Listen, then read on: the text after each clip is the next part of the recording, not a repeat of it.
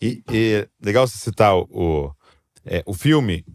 Como é que você tem olhado para essa ferramenta, ou não sei como é que a gente chama isso, da cultura pop e a teologia, o discipulado, o evangelismo, assim, como é que a gente pode usar tudo isso? Você que já lidou bastante com jovens, continua lidando ainda, mas lidou bastante com jovens, como é que você olha isso? Porque por muito tempo a igreja falou, não, isso aqui é do diabo, isso aqui não olha isso e tal, vamos ficar aqui. Mas hoje eu percebo que há um movimento de a gente tentar utilizar isso, né? Cara, eu gosto muito de cultura pop, né? Tanto de ler, quanto de assistir os filmes, séries, acompanhar as notícias. Gosto muito.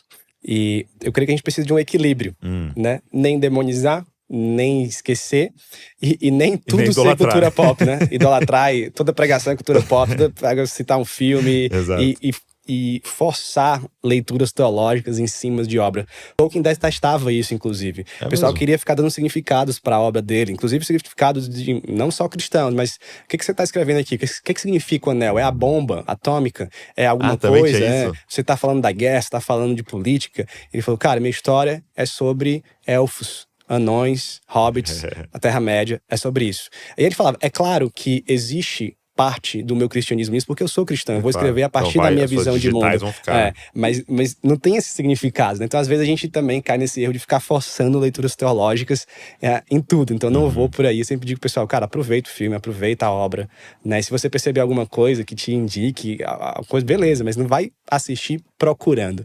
Então nem demonizar, nem esquecer, mas também não exagerar nesse uso. Mas eu gosto demais disso. Eu creio que nós estamos dentro de uma grande história, que Deus é um Deus narrativo, que Deus nos deu, né, esse coração que anseia por começo, meio e um fim, que tem propósitos, que está vivendo um drama da salvação. O nosso livro religioso, nosso livro cristão é uma grande narrativa. Então nós somos seres narrativos, nós gostamos disso, né? A jornada do herói é uma jornada que vem influenciada por esse senso do divino que há em nós, porque é a jornada de Jesus, é muita jornada de Moisés, é muita jornada do que Deus está fazendo. O Joseph Campbell, que escreveu O Herói de Mil Faces, ele escreveu essa obra para mostrar que como várias civilizações, em lugares diferentes, em épocas diferentes, escreviam as suas mitologias, e as histórias tinham praticamente os mesmos pontos e a mesma estrutura, que é de onde o pessoal tirou a jornada do herói. Né? E quando você vai ver, a estrutura bíblica é muito parecida. Né? Então eu creio que esse é um senso divino que existe em nós. Então toda grande história, toda história de heroísmo, todo conflito, ele vai ter elementos que nós julgamos ali cristãos e bíblicos. Né? Ele vai ter isso. Então a gente pode se aproveitar disso. O Tolkien chamava isso de subcriação. Né? Nós subcriamos dentro do mundo criado de Deus. Entendi. Então as várias subcriações que nós temos, elas vão tocar em pontos que o cristianismo toca. E nós vamos lembrar disso, porque o ser humano está encharcado disso, mesmo sem saber. Então, a gente pode aproveitar muito dos grandes filmes, das grandes histórias, das grandes leituras, né, para falar sobre Deus, para falar sobre Jesus, né, para encontrar pontos de contato com a cultura. Isso é muito positivo. Isso é muito bacana. E até o inverso também, né? Eu lembro do Tim Keller falando muito sobre isso, né? De você fazer a leitura, ele estava falando muito sobre cidades, culturas, né? Mas você fazer uma leitura do divino ali, né? Das marcas, da graça comum e de tudo ali, e também encontrar os ídolos ali, né? Sim, então você pode, num filme, né, falar, olha, isso aqui tem tudo a ver com o evangelho, isso aqui, né, é esses resquícios que ficaram ali, e isso aqui é o que aponta para um ídolo, né? É essa mensagem aqui que é mentirosa, né? Sim, então demais. dá pra fazer essa análise o tempo, e com música, com tudo, né? Tim Keller era um mestre nisso. Inclusive eu tive com acho que não tem nenhum episódio que eu não citei o Tim Keller. Eu tive com alguém que fez um curso, não lembro quem foi agora, mas eu tive com alguém que fez um curso e ficou um tempo estudando na Redeemer, no Tim Keller. E ele falou que o Tim Keller trabalha muito isso, que existe uma equipe ou assessores dele que pesquisam mesmo a cultura, que assistem os filmes, leem os livros que estão saindo, veem os best-sellers. Então tem uma equipe, né? Porque trazem, eu vi ele citando, né? Frozen, eu falei, não é possível que o Tim Keller assistiu isso.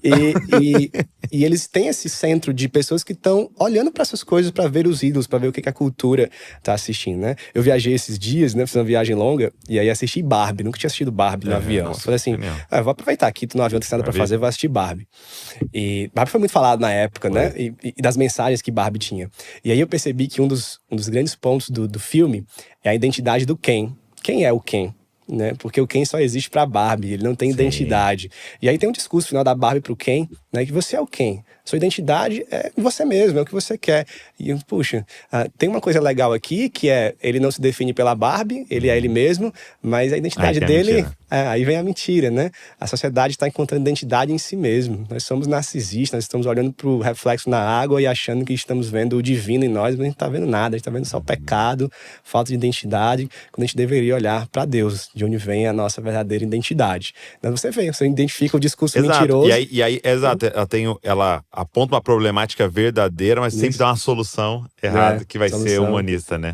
Focada no ser humano, né? Então a gente pode ver tanto as coisas boas como os ídolos mesmo, os problemas culturais. Isso é muito interessante, né? Então eu gosto muito de estar antenado no que está acontecendo. O pessoal odeia, mas eu amo o Twitter. Pra mim é a melhor rede social que tem por causa disso. Eu sei que tem muita briga lá, que tem muita besteira, né? Hoje, inclusive, tem muita pornografia no Twitter, você tem que fugir disso lá, né? Tá exagerado demais, né? Mas Porque a forma que eles foram agora organizando o algoritmo, né? Tá ficando cada vez mais prejudicial, né? Porque você não é alimentado só com o que você segue. Exatamente. Ele vai, agora em todas as redes sociais, ele vai te apresentando coisa o tempo inteiro que ele acredita que você vai querendo. Mas o Twitter é muito bom porque lá é onde as ideias do mundo estão rolando, né? Então, os filmes, as séries, ou qualquer outra coisa, os debates públicos, políticos, sociais, o que é que estão falando. Então, é bom, às vezes, ler a timeline do Twitter para você perceber os ídolos, para você perceber os problemas, para você ver as falsas soluções, né? É o jornal da nossa época, né? Qual que é o autor que dizia que é uma Bíblia numa mão? Eu ia citar isso agora, mas eu esqueci. Não sei se era o Billy Graham. Você sabe, Léo? Que o autor que falava... Pesquisa aí na internet.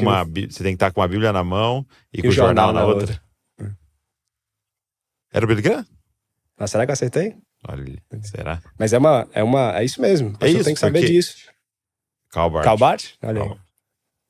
Porque a Bíblia, ela também quer trazer respostas para hoje, né? E aí a gente precisa saber das perguntas, né? O que está acontecendo hoje, né? Exatamente. Quais são os dilemas, né? Então, por exemplo, a gente está vivendo esse momento de uma epidemia de doenças emocionais, né? De problemas psicológicos e a depressão, ansiedade, TDAH, e você vê a galera em sofrimento em relação a isso. E há uma pergunta no ar, né? Que o evangelho A teologia do coach tá aí para responder isso. Isso aqui de uma maneira errada. A gente precisa da maneira correta. Né? E porque a teologia do coaching, ou o coaching, né? Ou tudo que tá acontecendo agora, ele aprendeu a estratégia de analisar o público-alvo das dores, dos sonhos, né? Que é a estrutura do marketing, né? Qual que é a dor, qual que é o sonho, o que nós vamos fazer para responder isso. E eles estão fazendo as leituras certas de quais são as dores. O problema é que as soluções estão erradas, né?